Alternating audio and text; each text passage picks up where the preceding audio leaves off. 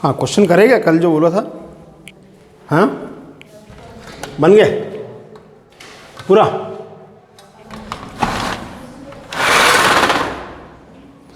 पूरे बन गए कि नहीं नीरज हैं?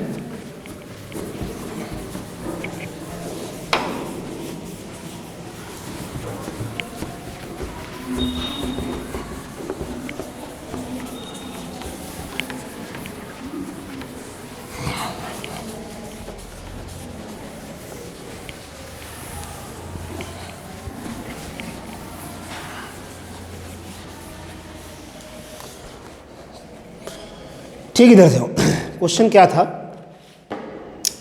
कौन सा सर्किट था? आरएल सर्किट है ना। ठीक, देखो रेजिस्टेंस कितना था? 3 ओम, ठीक है ना। और एक्सएल ना कितना? 4 ना, 4 ओम, ठीक। और अप्लाइड वोल्टेज, तो अप्लाइड वोल्टेज को हम किससे डिनोट कर रहे हैं? ई से, ठीक है ना। किससे डिनोट कर रहे हैं? ई से, ठीक। इज इक्वल टू क्या था? 20 साइन 10t प्लस 60, यही था, यही था, ठीक है ना।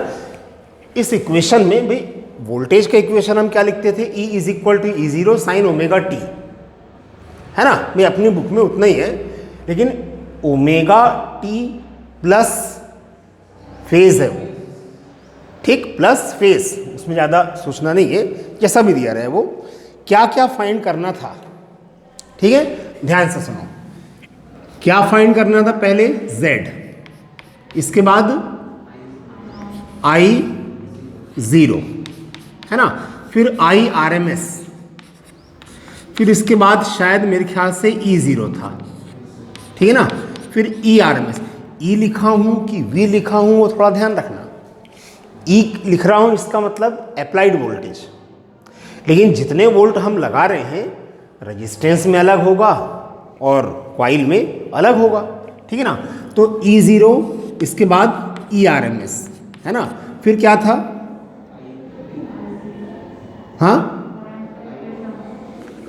हाँ, इक्वेशन ऑफ करंट I, या I is a function of time t, भी वेरिएबल करंट है ना। फिर इसके बाद में 2 अच्छी चीज निकालना था, ठीक, मतलब ये चीजें जेई वगैरह में ही पूछता है, ठीक है ना। बाकी ये सब चीजें तो ऐसा है क्वेश्चन अपने बुक में मिल जाते हैं, ठीक। Potential across the resistance VR निकालना था, ठीक, फंक्शन ऑफ टाइम t।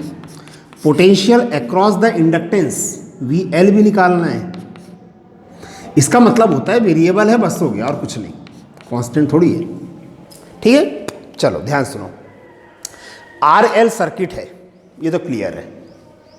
तो Z, RL सर्किट का Z, भाई हर सर्किट का Z आपको याद रहे तो ज़्यादा अच्छा है, और याद नहीं है तो हम निकाल भी सकते हैं, ठीक। जैसे हम रिजल्टेंट पोटेंशियल डिफरेंस निकालते थे, VR और I सेम फेज में, VC lagging π/2 with current I, VL is leading π/2 with current I।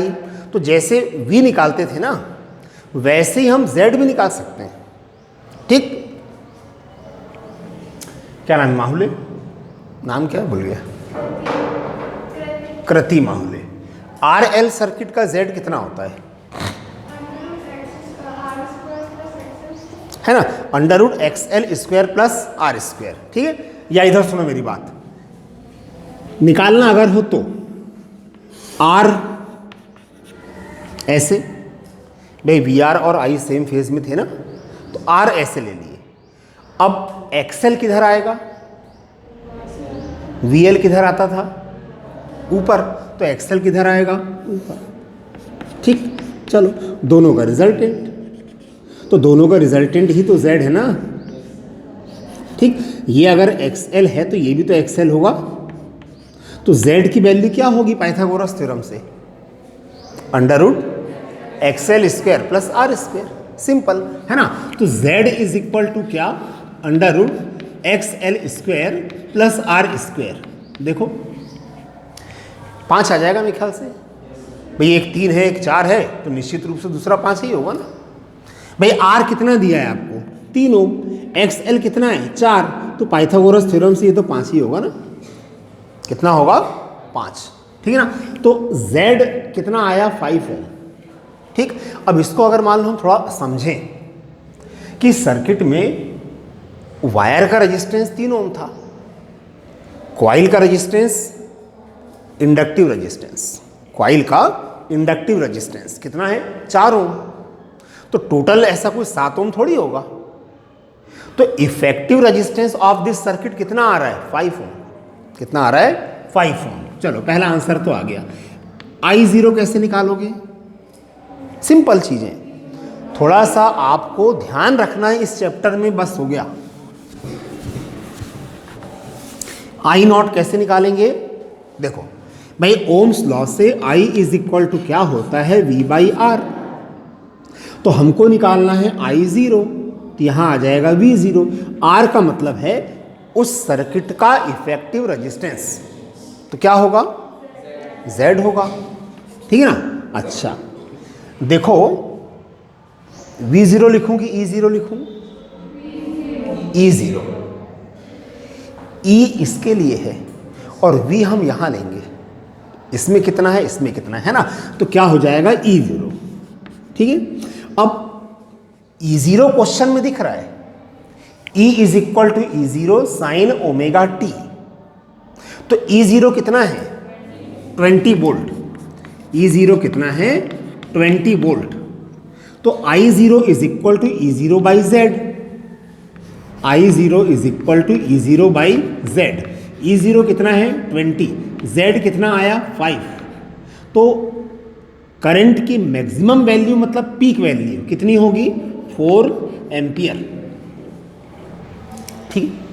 IRMS, IRMS है ना। यहीं से देखो, IRMS निकालना है ना, तो ERMS बाई Z। अब ERMS कहां से निकालें? पहले ERMS निकालो, इधर सुनो। ERMS इज इक्वल टू क्या? E0 बाई अंडर रूट 2, पढ़े ना। ERMS is equal to E0 by under root 2, है ना। तो IRMS शायद मेरे ख्याल से 10 रूट 2 आ जाएगा। कितना आ जाएगा? 10 रूट 2 आएगा। इधर सुनो, मैं डायरेक्ट बोल देता हूं तो आप लोग हकबका जाते हो। ध्यान से सुनो। अच्छा अपने को क्या निकालना है? पहले ERMS, है ना। तो ERMS यहां से देखो, E0 कितना है? 20 बाई रूट 2। 20 बाई रूट 2, ध्यान दो इधर, 20 है ना। तो 20 को क्या लिखे? 10 इंटू 2 बाई रूट 2 लिखे। 2 को क्या लिख सकते हैं? रूट 2 इंटू रूट 2, एक रूट 2 कैंसिल ना, तो 10 रूट 2 तो आएगा। ERMS कितना आएगा? 10 रूट 2। तो ERMS कितना आया? 10 रूट 2 वोल्ट, ठीक है। हमको निकालना है IRMS। तो IRMS is equal to ERMS upon Z। I is equal to होता है E बाई R। तो IRMS is equal to ERMS upon Z। तो ERMS कितना आया? 10 रूट 2। Z कितना था? 5। तो कितना आएगा? 2 रूट 2 एम्पियर, ठीक है। अच्छा अब देखो क्या बच गया? करंट का इक्वेशन निकालना है। समझ में आ रहा है ये सब? करंट का इक्वेशन बताओ।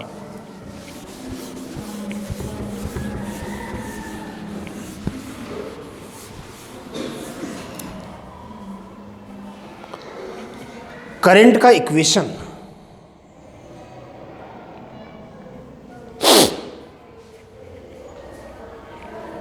ध्यान से सुनना मेरी बात। भाई लास्ट में हम लिखते थे वोल्टेज का जब इक्वेशन या करंट का इक्वेशन, तो करंट या तो लीडिंग होता था या फिर लैगिंग होता था, है ना। इधर सुनो, इससे अपन ने ये बनाए थे ना कि वी आर और आई सेम फेज में बनाए थे।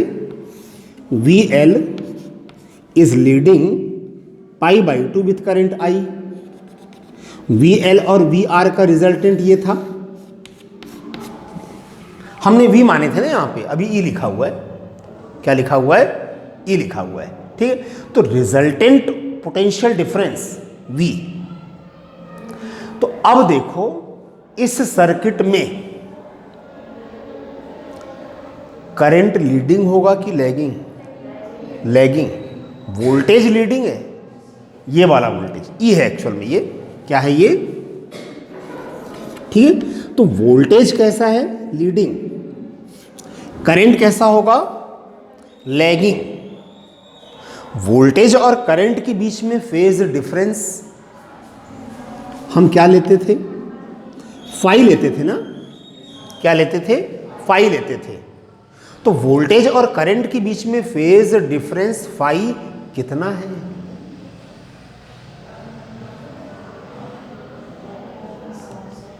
इधर सुनो, अभी हमने वी आर और वी एल तो निकाले ही नहीं है, वो तो निकालना है, अभी हमको निकालना है ना। हाँ, लेकिन एक्स एल और आर के लिए शुरू में बनाए थे, जेड निकालते समय बनाए थे ना। ये आर, ये एक्स एल, तो ये क्या? जेड होगा ना। अरे जेड निकालना है तो ऐसे ही निकाल सकते हो आप, याद है वो बात अलग है, लेकिन ये भी मालूम होना चाहिए, इससे भी फाई निकल जाएगा, ठीक है ना। ध्यान दो, आर कितना दिया था? एक्सएल कितना था? 4, ये भी तो 4 होगा ना। तो जेड कितना आया था? 5। जेड कितना आया था? 5। तो ये एंगल कितना है बताओ? ये एंगल कितना है? हाँ, 11th में मैंने बहुत कराया हूं आपको। 37 डिग्री और 53 डिग्री याद है कि नहीं याद है? याद है। साइन 37 कितना होता है? हाँ, 3/5। अभी इसके बिना जेई वही क्वेश्चन थोड़ी बनेंगे, वहां ज्यादातर 37 53 ही आता है, ठीक है ना। इधर सुनो मेरी बात, 11th में मैंने आपको बताया था, ये अगर 3 है और ये कितना है 4, तो ये कितना होगा 5। ये एंगल होता है 37 डिग्री। कितना होगा? 37। ये कितना है 90, तो ये एंगल कितना होगा 53 डिग्री। यानी 53 के सामने वाली साइड 4 होगी और 37 के सामने ये एंगल अगर लेंगे तो फिर ये 3 होगी, ठीक। तो ये एंगल कितना होगा बताओ? 53 डिग्री। कितना होगा? 53 डिग्री। समझ में आ रहा है कि नहीं आ रहा है? तो ये कितना हो गया आपका 53 डिग्री। तो फेज डिफरेंस तो निकल गया, जैसे Z में निकाल लिए ना, तो वही फेज डिफरेंस किसमें होगा? वोल्टेज और करंट के बीच में फेज डिफरेंस कितना होगा? 53 डिग्री। आई बात समझ में? तो करंट का इक्वेशन बताओ, करंट का इक्वेशन बताओ। ये पता लग गया ना अपने को 53 डिग्री, ठीक। चलो आओ, है ना। देखो अब क्या था भाई, वी आर और आई सेम फेज में, ठीक। V L is leading pi by 2 with current I. V L और वी आर का रिजल्टेंट मतलब ये ई, ठीक। तो ये एंगल कितना आया 53 डिग्री। करंट का इक्वेशन हमको लिखना है, करंट का इक्वेशन हमको लिखना है, तो बताओ। सब दिख रहा है अब तो। करंट लीडिंग है कि लैगिंग है? लैगिंग। वोल्टेज और करंट के बीच में फेज डिफरेंस कितना है? 53। ध्यान से देखो, तो करंट का इक्वेशन क्या होगा? अच्छा पहले इक्वेशन लिख दूं क्या? I is equal to I0 sine omega t plus 60 उतना तो था ही ना, +5 है ना। देखो अच्छा, I0 की वैल्यू कितनी है, ठीक है, साइन ओमेगा कितना दिया था, दिया है ना t +60। एक मिनट, करंट लैगिंग है ना, तो क्या आएगा, -53 डिग्री। ये आंसर हो गया आपका, करंट का इक्वेशन आ गया। या इसको लिख सकते हैं 4 sin 10t + 7, 60 - 53 यानी कितना, 7। आई बात समझ में ये, ठीक है। अच्छा, ये थोड़ा ध्यान से है ना, ये थोड़ा ध्यान से, बुक वगैरह में ये क्वेश्चन नहीं रहते हैं। क्या फाइंड करना है हमको, इसमें कितना वोल्टेज होगा, इसमें कितना वोल्टेज होगा, V।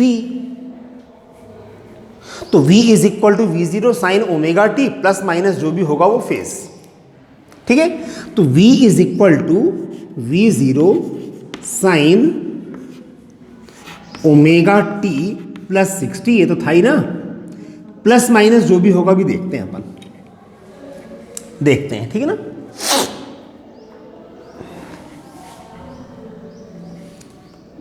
प्लस लिखूं कि माइनस लिखूं, VR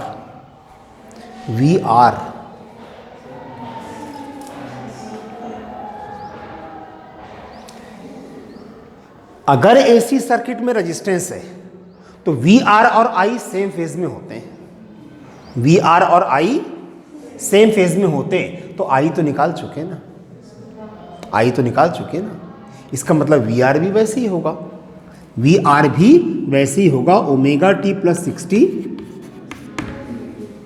आई बात समझ में। चलो V0 क्या लिखोगे, V0 I0R, भाई V = RI होता है ना, तो V0 = क्या, I0R, Z नहीं R, ठीक है। तो क्या हो जाएगा ये, I0R साइन ओमेगा कितना था देख लो यहाँ, 10t +60 - 53, 7 लिख सकते हैं। अच्छा, I0 कितना था देखो, 4, और R कितना था, 3। I0 4 था, R 3 था, तो 4 3 जा 12 sin 10t +7। आया समझ में ये, रेजिस्टेंस में voltage is the function of time t, इतना समझ में आ रहा है कि नहीं आ रहा है, ठीक है। तो चलो ये तुम बताओ जरा, अब VL वैसे ही है ये, 1 मिनट सोच लो बस। Presence of mind in questions में बड़ा सतर्क होकर बैठना पड़ता है। VL ना, ठीक, इधर देखो, तो V = हो जाएगा V0 sin ω t 10t +60। अब प्लस आएगा कि माइनस आएगा, प्लस आएगा। अगर एसी सर्किट में कॉइल है तो वोल्टेज लीडिंग होता है, वोल्टेज लीडिंग होता है तो प्लस। वोल्टेज और करंट के बीच में फेज डिफरेंस तो निकाल चुके हैं ना, फेज डिफरेंस उतना ही होगा, कितना, 53, ठीक है। V0 I0 XL, I0 XL, भाई V = RI, V = RI, तो I0 और R का मतलब है कॉइल का रेजिस्टेंस, क्या हो जाएगा, XL साइन 10t प्लस जितना भी आता होगा, ठीक है ना। देखो I0 कितना है, 4, I0 कितना है, 4, और XL 4, XL कितना है, 4, तो कितना आ जाएगा, 16, सही है ना। 16 sign 10t plus 60 plus 53 degree. देख लो, आया? देख लो, कहीं नहीं समझ में आ रहा होगा तो। किसके, कहां पर?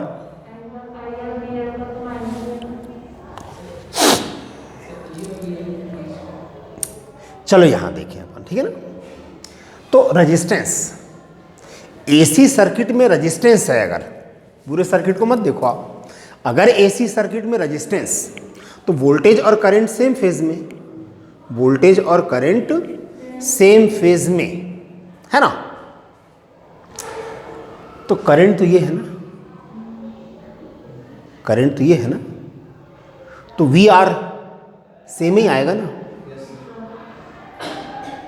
तो वही तो लिखा हो ना मैंने, 60 माइनस 53 मतलब 7 ही तो आएगा ना। तो वही तो लिखा ना।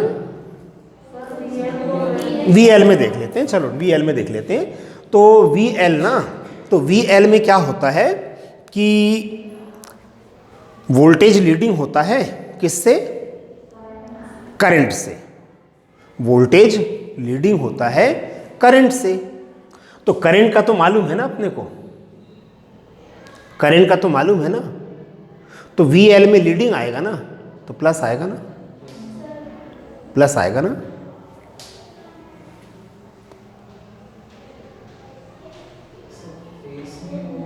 हाँ,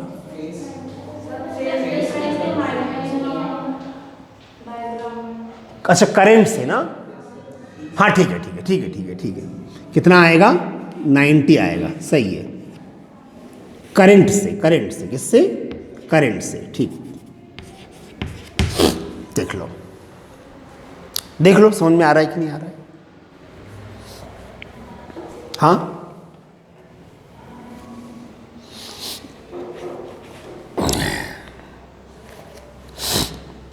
चेक कर लेते हैं, ठीक।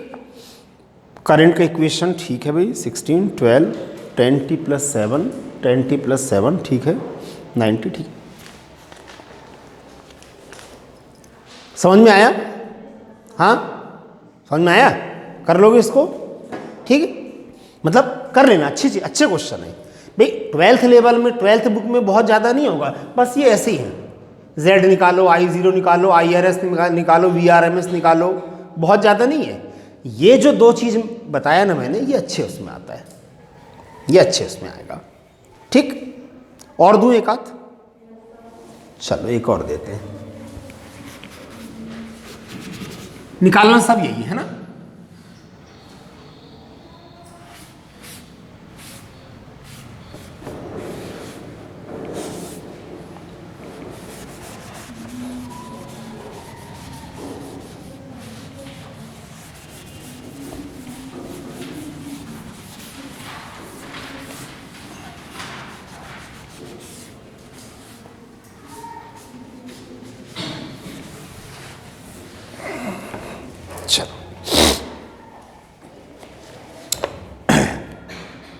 ध्यान से सुनो, रेजिस्टेंस है जैसे मान लो 8 ओम और एक्सेल दिया है 6 ओम।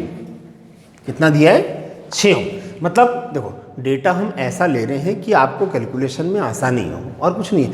एग्जाम में भी, कंपटीशन वगैरह में कोई बहुत टिपिकल डेटा थोड़ी देता है। ऐसा देगा जिसमें एंगल निकालने के लिए आपको टेबल वेबल की जरूरत ना पड़े, टेबल वेबल की जरूरत ना पड़े। तो जनरली वही आएगा, लगभग मान के चलना 37 53, या तो 45 60 ये आते, और नहीं तो 37 53, हमेशा ध्यान रखना आप, ठीक है। अच्छा इधर सुनो, इसमें वोल्टेज का इक्वेशन दिया था ना, करंट निकालना पड़ा था। इसमें करंट का इक्वेशन दिया है, इसमें करंट का इक्वेशन दिया है, I is equal to 20 sine omega t plus 15, omega t plus 15।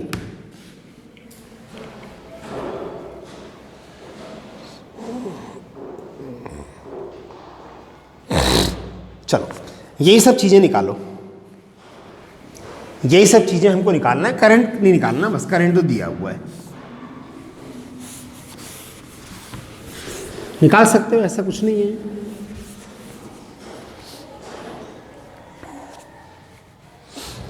यहां देखो क्या है, इधर सुनो मेरी बात, हम करंट का इक्वेशन क्या लिखते थे, I0 साइन ओमेगा टी, लेकिन याद करो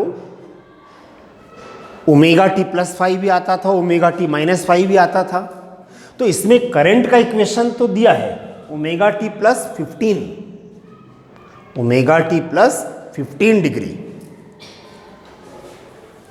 निकालो, Z निकाल लो,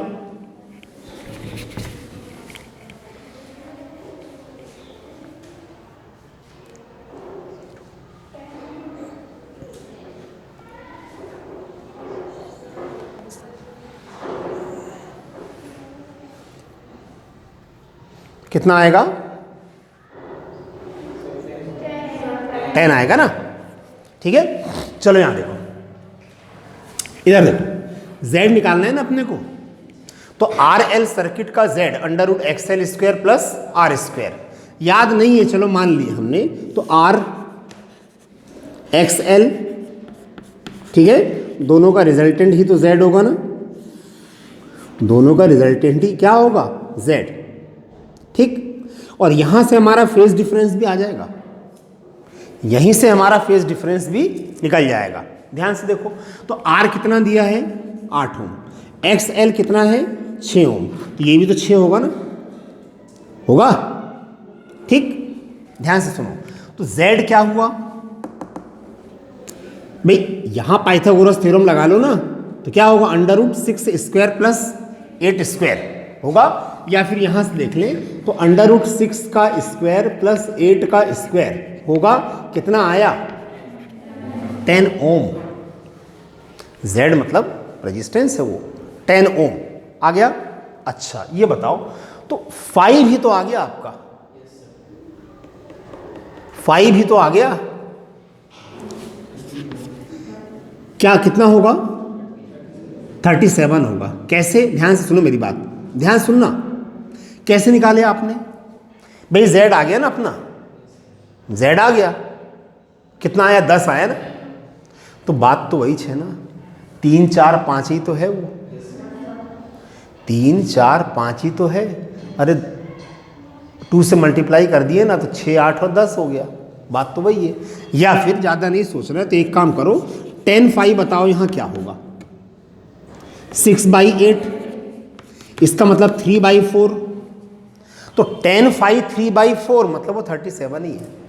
कैसे, देखो इधर भाई, अगर ये एंगल 37 है, ये 3 ये 4 और ये 5, तो 10/5 कितना आएगा, 3/4 ही तो आएगा ना,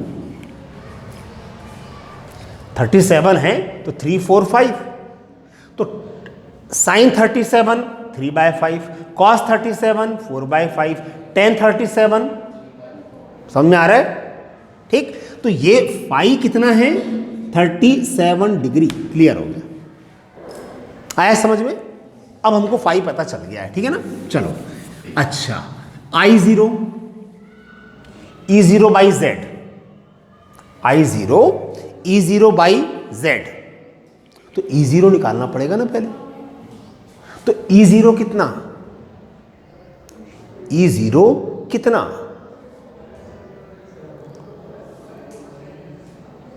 एक मिनट इधर सुनो, E0 यानी है तो वोल्टेज ना, वो V is equal to R I, V is equal to R I, तो E0 is equal to I0 Z,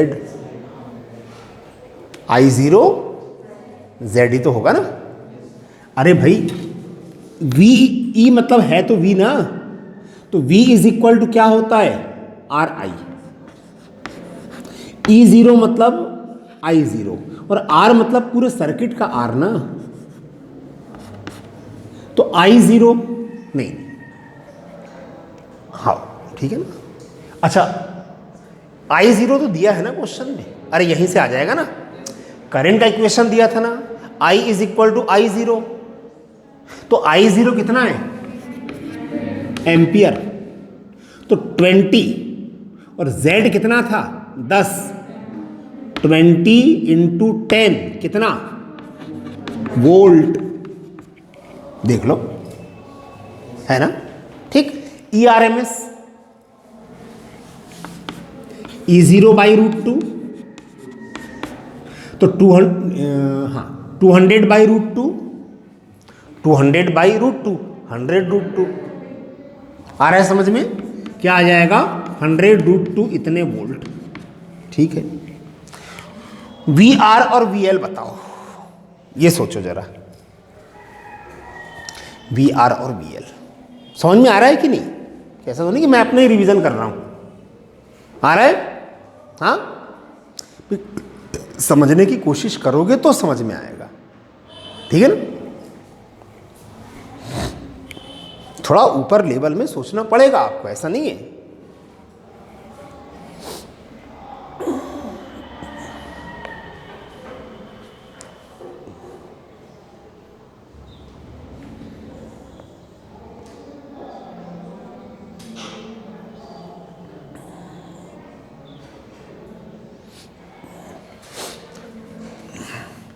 अच्छा इधर सुनो, E पूछ लिया तो भाई करंट दिया था तो E निकाल सकते हैं ना, VR और VL तो निकालेंगे, खैर अपन वोल्टेज का इक्वेशन भी तो निकाल सकते हैं ना। क्या होगा वोल्टेज का equation? Eight any instant E0 sine omega T, या जो भी करंट का फेज दिया रहेगा। ध्यान सुनो मेरी बात, कौन सा सर्किट है? RL। तो RL सर्किट में VR और I सेम फेज में, VL, ठीक है, ये आ गया आपका V मतलब E, ये वाला। तो वोल्टेज कैसा होता है? लीडिंग। वोल्टेज कैसा होता है? लीडिंग। वोल्टेज का ही तो इक्वेशन लिखना है ना, रिजल्टेंट वोल्टेज का इक्वेशन लिख रहे हैं अभी अपन, VR और VL का नहीं लिख रहे हैं, ठीक है ना। तो वोल्टेज का इक्वेशन लिखना है ना, और वोल्टेज कैसा होता है? लीडिंग करंट से। ठीक, ध्यान से देखो। अच्छा, E is equal to E0 sine omega t plus 15, ये तो पहले ही था, करंट में था, लेकिन वोल्टेज तो लीडिंग है ना उससे। कितना? 37।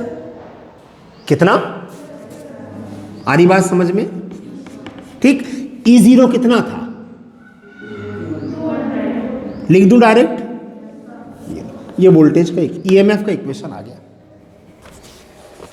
इसका इक्वेशन आ गया, ठीक है। अब क्या निकालना है? इसमें वोल्टेज और इसमें वोल्टेज का इक्वेशन। समझ में आ रहा है कुछ? ठीक, VR बताओ, करो, सब कुछ लिखा है, दिमाग लगाना है बस, सब कुछ लिखा है, आपको दिमाग लगाना है बस, हो गया। कितना? 160 साइन ओमेगा टी प्लस 15, सही है, बिल्कुल सही है। सिंपल चीजें, थोड़ा सा ध्यान रखना है बस, हो गया, कुछ नहीं है।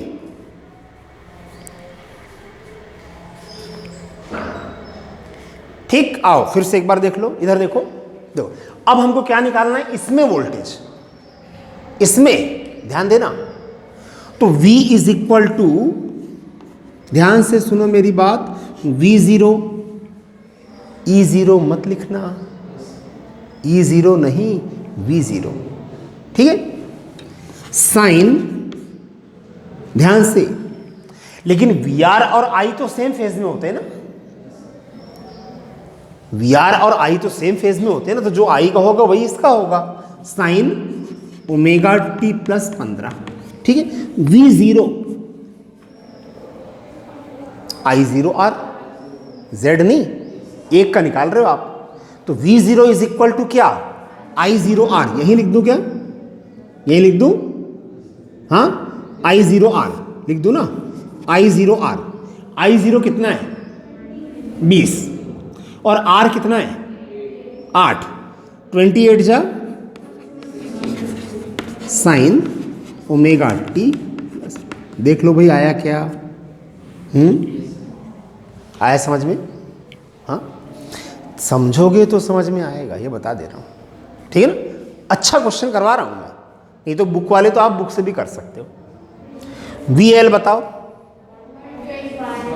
120 sign omega t plus 15 plus 90। नहीं आया करीना? नहीं आया?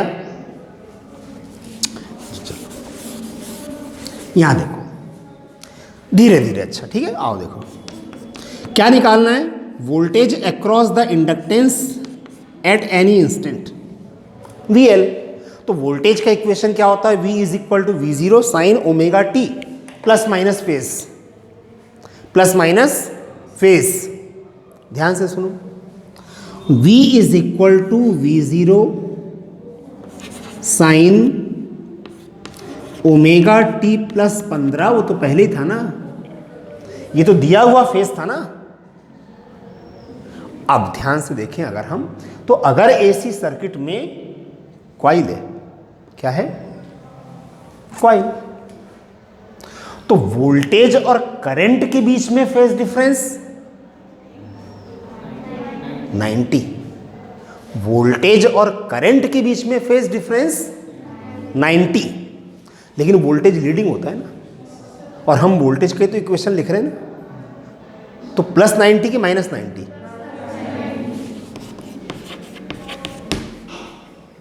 आया समझ में? V0 तो V is equal to RI, तो V0 मतलब I0 XL, इसका रेजिस्टेंस।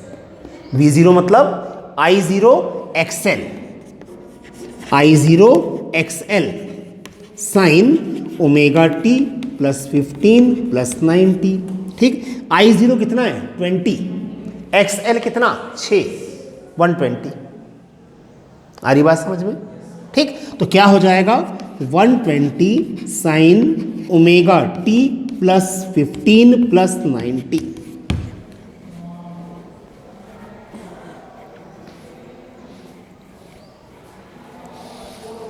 ठीक है, आया समझ में? ठीक, कंसंट्रेशन रखना पड़ता है, बस हो गया। V0 निकालना है तो I0Z या R या XL जो भी होगा। ठीक है, ठीक, V0 लिखा हूं ना मैंने, E0 थोड़ी लिखा हूं। E0 तो इसका है, V0 मतलब यहां का या यहां का। आ रहा है कुछ? हाँ, एक और दूं? हाँ, ये बन जाएगा, कर लोगे ना कॉपी में नोट? ठीक है, चलो RC देता हूं। कौन सा देता हूं? RC।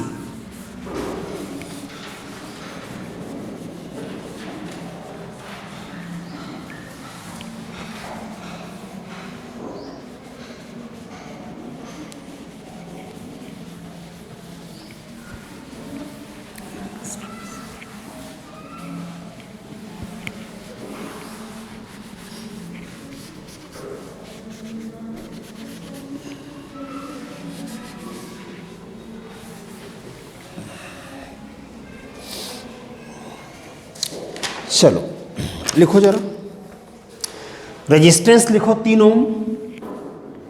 रेजिस्टेंस कितना? 3 ओम। ठीक है, कैपेसिटर ले रहे हैं। अब ऐसी जो भी हो ना भाई, RC सर्किट हो, RL हो, LCR हो, फिर कोई भी सर्किट रहे ना, सब निकाल सकते हैं। ठीक है ना। XC है 4 ओम, XC कितना? 4 ओम। तो आपको एंगल निकालने में सुविधा हो जाएगी, डेटा अपन ऐसे ले रहे हैं। ठीक है ना। अच्छा, और वोल्टेज का इक्वेशन दिया हुआ है। ठीक है ना। Voltage at any instant is equal to 20 sine 20 sine omega t plus 60। तो इनिशियल फेज है वो, बाकी जो प्लस माइनस रहेगा वो करते जाना। निकालो सारी चीजें, Z निकालो, I0 IRMS, E0 ERMS। Current is the function of time t, current का इक्वेशन निकालना है, VR निकालना है, VC निकालना है, बनना चाहिए।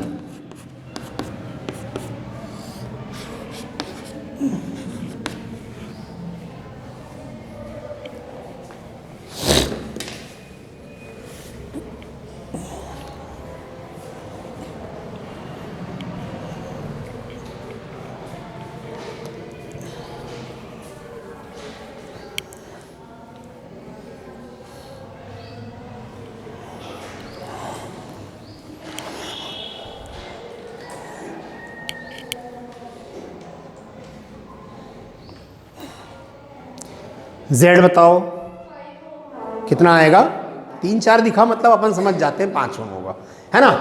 Z is equal to √XC² plus R², कितना आएगा 5 ओम, ठीक है। I0 is equal to E0 by Z। इधर सुनो मेरी बात, पहले E0 लिख लो, दिख रहा है ना अपने को। E0 कितना है, अरे E is equal to E0 sine omega t. E0 कितना है 20, तो ERMS कितना आया, उतना ही तो आएगा ना। ERMS कितना आएगा 10√2। चलो तो I0 कितना आएगा, E0 बाई Z। E0 कितना था 20, Z कितना 5, कितना आया 4 ampere. IRMS I0 by √2, I0 कितना है 4 बाई √2, यानी कितना आया 2√2, कितना आया 2√2। चलो यहां तक तो पहले नोट कर लो आप, है ना।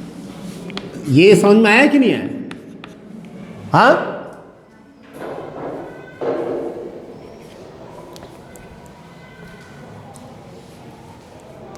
ये सब चीजें तो सिंपल है, देखो शुरू की 3 4 चीजें। करंट का इक्वेशन निकाल लो,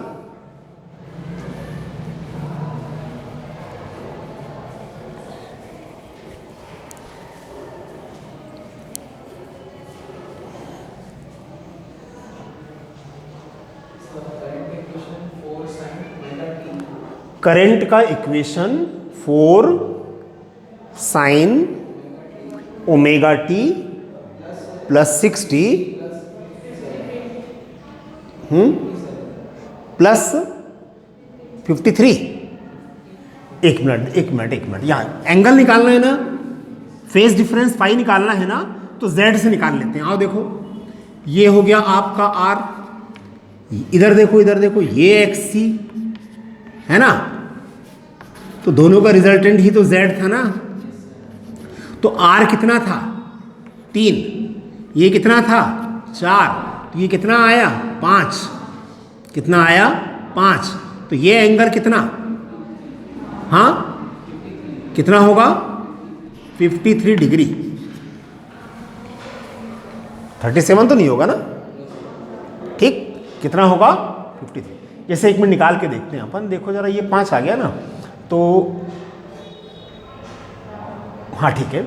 साइन 53 कितना, साइन 53, यहां देखो एक मिनट, साइन 53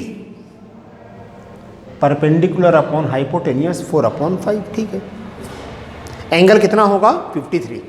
आई बात समझ में, 37 नहीं हो, कितना होगा 53। तो क्या हुआ करंट का equation,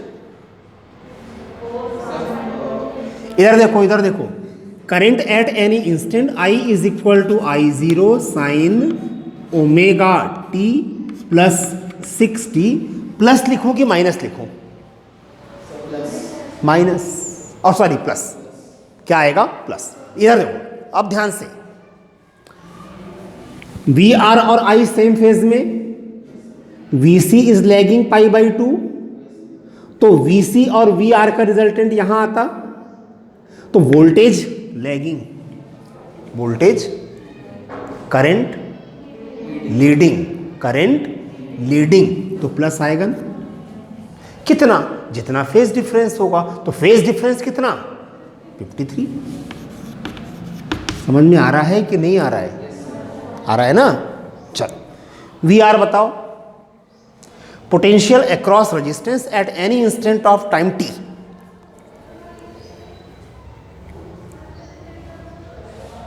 V is equal to V0 है ना, E0 नहीं V0, और V0 I0 R या I0 XC। क्या होगा? V is equal to V0 sine, यहां देखो यहां देखो यहां देखो इधर देखो R। तो वोल्टेज और करंट तो से VR और I सेम फेज में, VR और I सेम फेज में। तो जैसा I का है VR का वैसा ही आएगा फेज, है ना? यानी क्या? ओमेगा टी प्लस, अच्छा ये निकालना है ना, V0 I0 R, R है तो R, यहां V0 क्या होता? I0 XC हो गया। V0 मतलब I0 R, ध्यान दो। तो I0 कितना है? 4, R कितना? 3, 4 थीजा 12 sine omega t plus 60 plus 53। यहां क्या होगा? V is equal to V0 sine omega t plus plus 60। अब ध्यान से देखो, थोड़ा नजर। VC ध्यान देना, VC is lagging π/2 with current I। VC is lagging π/2।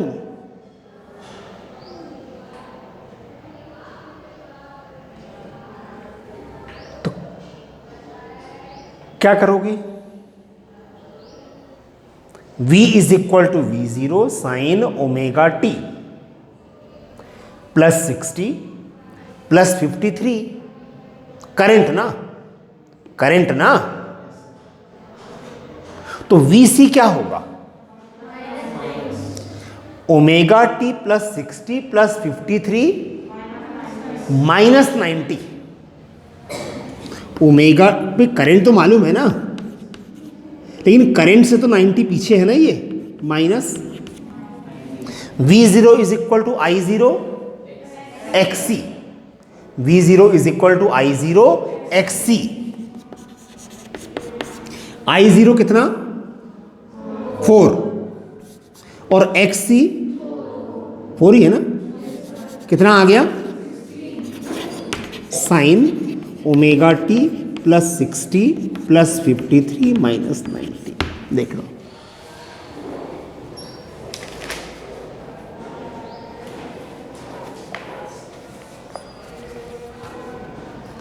आया कुछ?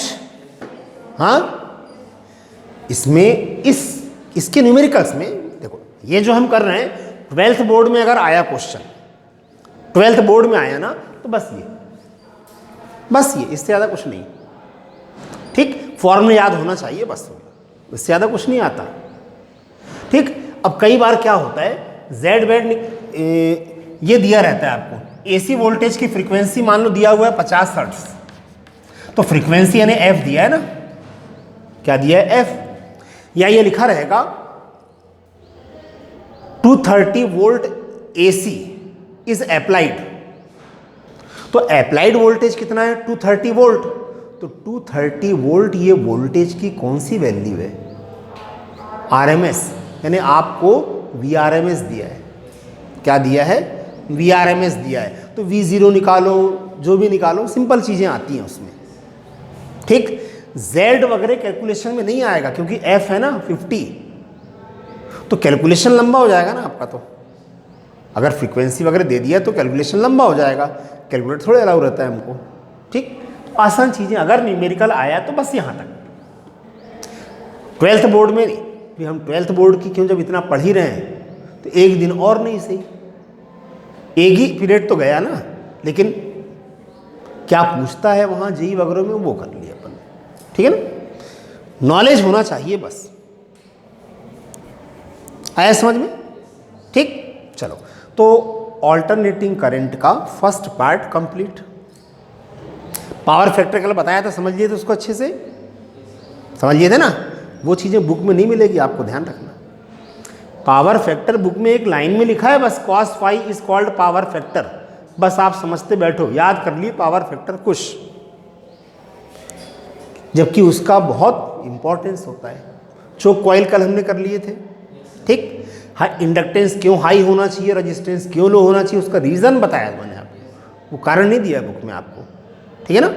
चलो सेकेंड पार्ट हम स्टार्ट करेंगे कल ट्रांसफार्मर से। कहाँ से? ट्रांसफार्मर, पूरा थ्योरेटिकल है वो। ट्रांसफार्मर, डायनमो और मोटर, 3 चीज़ पढ़ना है अपने को, पूरा थ्योरेटिकल समझ में आ गया तो काम हो गया, ठीक है ना। कल करें।